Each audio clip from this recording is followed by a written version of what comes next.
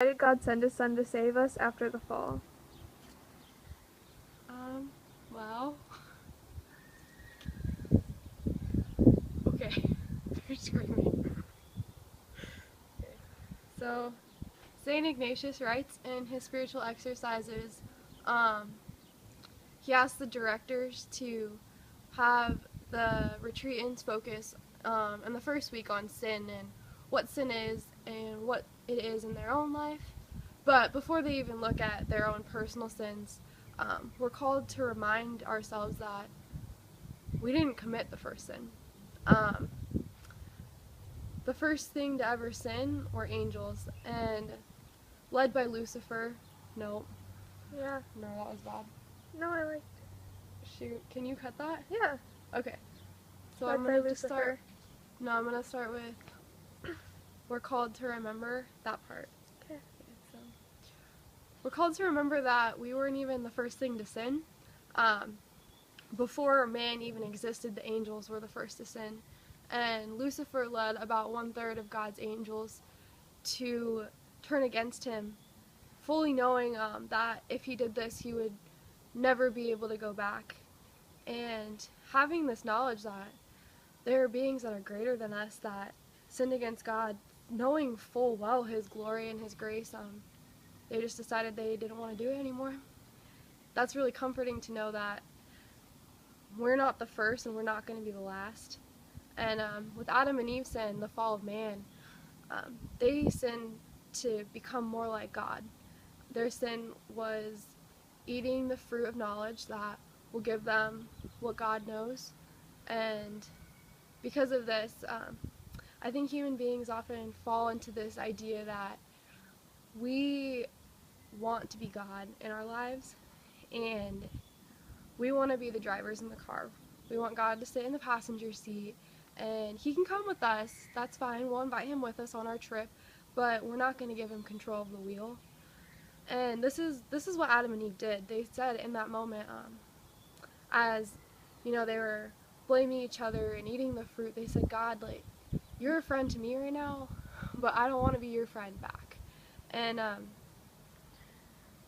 God knew that they were going to do that. God knew before he created anything that 1/3 of his angels, these divine beings, would fall and turn away from him and become evil, become demons. He knew that this creation that he loves, that he made in his own image, would turn away from him.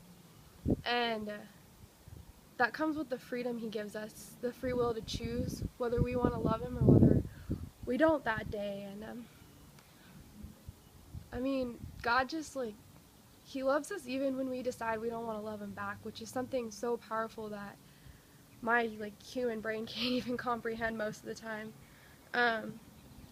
But with this knowledge, he had to have had a plan, and a plan to bring us back to him, to make us whole again. And he says to Jeremiah in the book of Jeremiah 29:11, he says, "For I know all the plans I have in mind for you, plans for your welfare, not for woe, plans to give you a future full of hope." And this verse resonates extremely well with this because through God's mercy, he sent us his only son, and the son that he sent fully knowing, like, he's going to be crucified.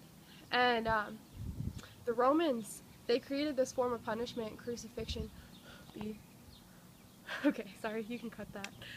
The Romans created crucifixion to be the most painful death any human can encounter. One that was deemed so terrible that no Roman citizen was ever crucified. They would not crucify a Roman. They did this to Jesus. The word crucified, it was a word that they had to create, which literally means excruciating.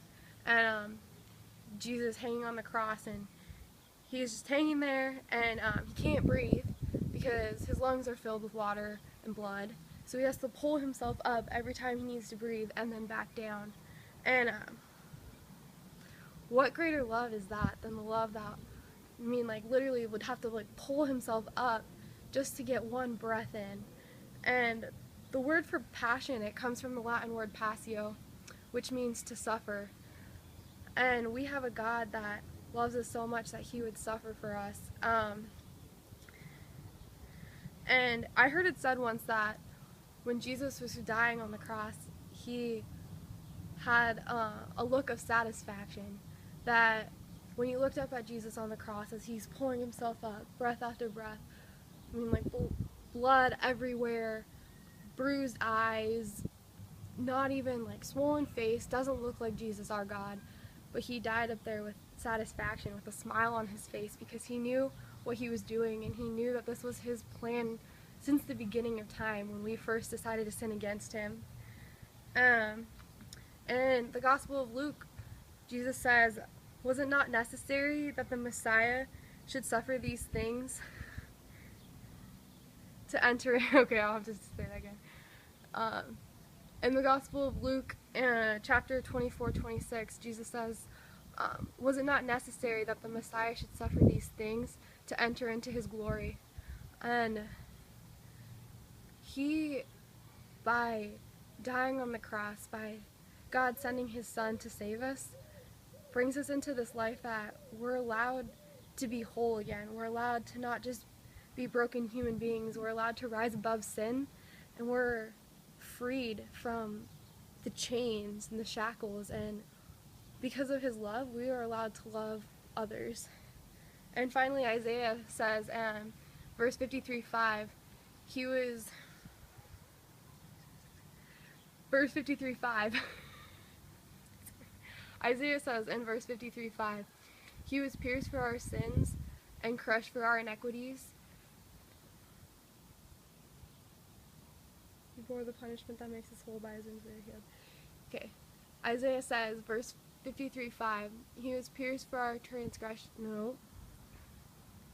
Isaiah says, verse 53:5, "He was pierced for our sins, crushed for our iniquities. The punishment he..." Sorry, this one's hard. "He was pierced for our sins, crushed for our iniquity. He bore the punishment that makes us whole, by his wounds we are healed." Okay. Isaiah says in verse 53:5 that he was pierced for our transgressions. No, I said it wrong again. It's the song. Stupid song, stupid song. Okay. Isaiah says in verse 53:5 that he was pierced for our sins. It's awkward because they're coming in now. Okay.